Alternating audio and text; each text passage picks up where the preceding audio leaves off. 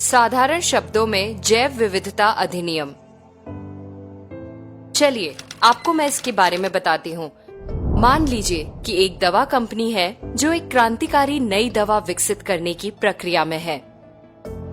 इस दवा में अल्जाइमर रोग, जो कि एक विकार है जो बुजुर्गों की याददाश्त और अन्य महत्वपूर्ण मानसिक क्षमताओं को नष्ट कर देता है, से पीड़ित लाखों लोगों की मदद करने की क्षमता है।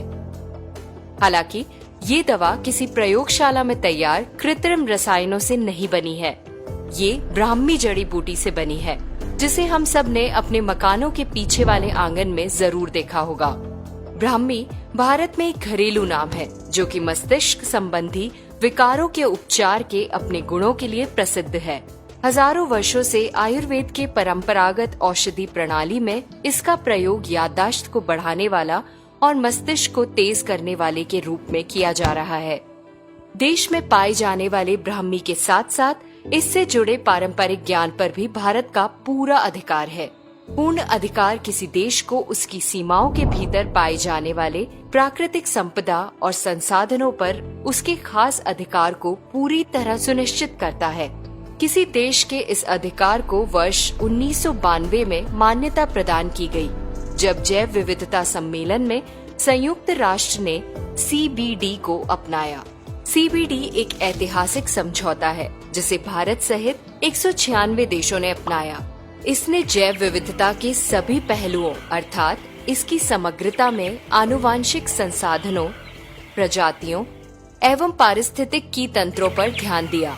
इसने आनुवांशिक संसाधनों के उपयोग से उत्पन्न होने वाले लाभ के उचित एवं न्याय संगत बंटवारे के सिद्धांत को भी पेश किया। वर्ष 2002 में भारत की संसद ने जैव विविधता अधिनियम को लागू किया। CBD के लक्ष्यों के अनुसार भारत के जैव विविधता अधिनियम के 3 लक्ष्य हैं। जैविक विविधता का संरक्षण, इसके घटकों का सतत उपयोग, जैविक संसाधनों के उपयोग से होने वाले लाभ का उचित एवं न्याय संगत बंटवारा या संक्षेप में उपयोग और लाभ बंटवारा, और इससे भी संक्षेप में ABS। जैव विविधता अधिनियम में लागू करने हेतु 3 स्तरीय संरचना का गठन किया गया। NBA राष्ट्रीय जैव विविधता प्राधिकरण राष्ट्र स्तर के सभी मामलों के लिए जिम्मेदार है। SBB राज्य जैव विविधता परिषद राज्य स्तर पर जिम्मेदार है, और प्रत्येक स्थानीय निकाय में BMC जैव विविधता प्रबंधन समिति का गठन किया गया है। BMC में 7 सदस्य होते हैं जिनके पास जैव विविधता का ज्ञान हो और ये स्थानीय मतदाता सूची में पंजीकृत होते हैं। इस अधिनियम ने स्थानीय समुदाय को जैविक संसाधनों के संरक्षक के साथ साथ इससे जुड़े पारंपरिक ज्ञान और कार्यों के संरक्षक के तौर पर चिन्हित किया है। ये अधिनियम कैसे काम करता है?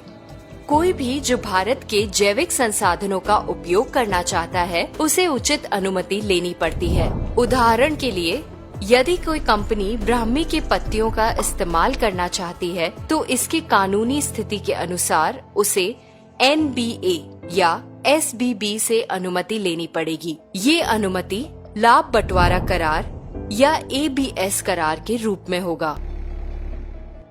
जिस क्षेत्र से संसाधन एकत्रित करना है, उस क्षेत्र के BMC को अपने क्षेत्र के जैविक संसाधनों के संरक्षण और सतत उपयोग को सुनिश्चित करने हेतु इस ABS रकम का 95% प्राप्त होगा।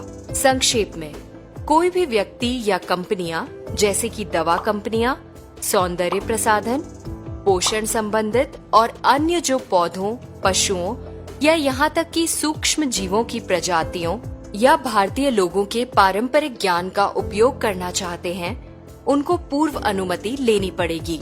केवल कुछ जैविक संसाधन जो आमतौर पर वस्तुओं के रूप में बेचे जाने वाले की श्रेणी के तहत सूचीबद्ध हैं, उनको ही इस नियम से छूट प्राप्त है।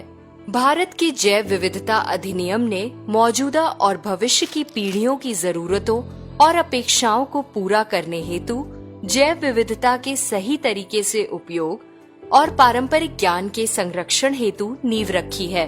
ये कंपनियों या अनुसंधानकर्ताओं को जैविक संसाधनों को उपयोग करने से नहीं रोकता है। बल्कि पिक, पूर्व सूचित अनुमति और मैट आपसी सहमति शर्तों के माध्यम से कानूनी सुनिश्चितता प्रदान करता है। गैर कानूनी खरीद पर कठोर दंड है। अपने संबंधित स्तर पर राष्ट्रीय जैव विविधता प्राधिकरण, राज्य जैव विविधता परिषद इस प्रक्रिया को लागू करने हेतु अधिकृत है। जैव विविधता अधिनियम को लागू करवाने में वन विभाग एक महत्वपूर्ण भूमिका निभाता है। वन अधिकारी जो रेंज अधिकारी के ऊपर के पद के हों, उनको इस अधिनियम के अंतर्गत शिकायत दर्ज करने हेतु अधिकार दिया गया है।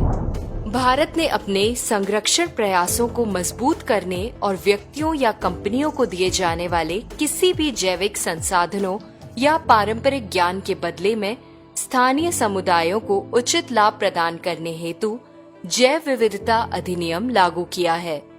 जैव विविधता अधिनियम को प्रभावी तरीके से लागू करने से ही भारत के जैविक संसाधनों और पारंपरिक विवेक के संरक्षण और सही तरीके से उपयोग को बढ़ावा मिलेगा।